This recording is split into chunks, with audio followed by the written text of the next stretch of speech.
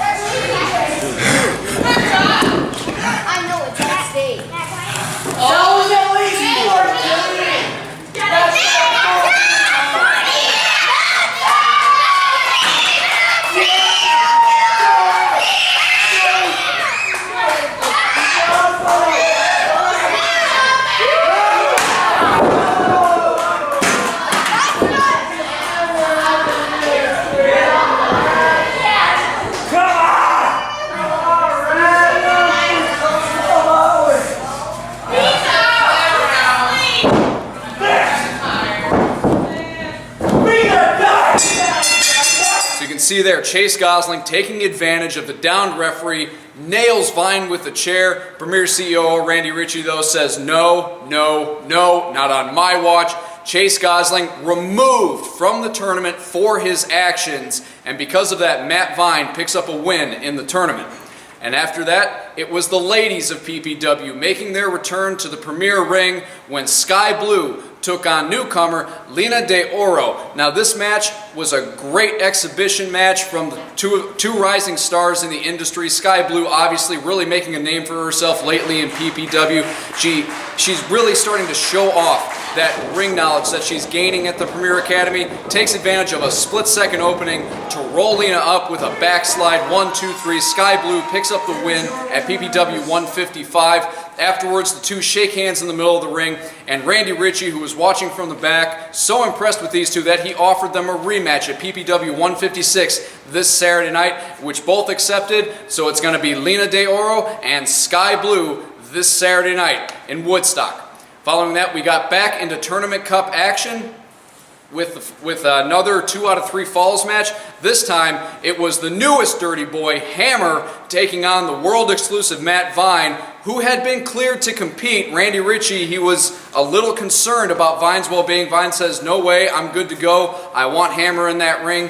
Hammer surprisingly ends up getting the first fall, mostly thanks to a handful of tights that the ref didn't see. But then Matt Vine gets one fall and then another fall, thanks to that just brutal pendulum that he likes to use as of late. Matt Vine is now 2 for 2 in the Challenge Pro Cup tournament.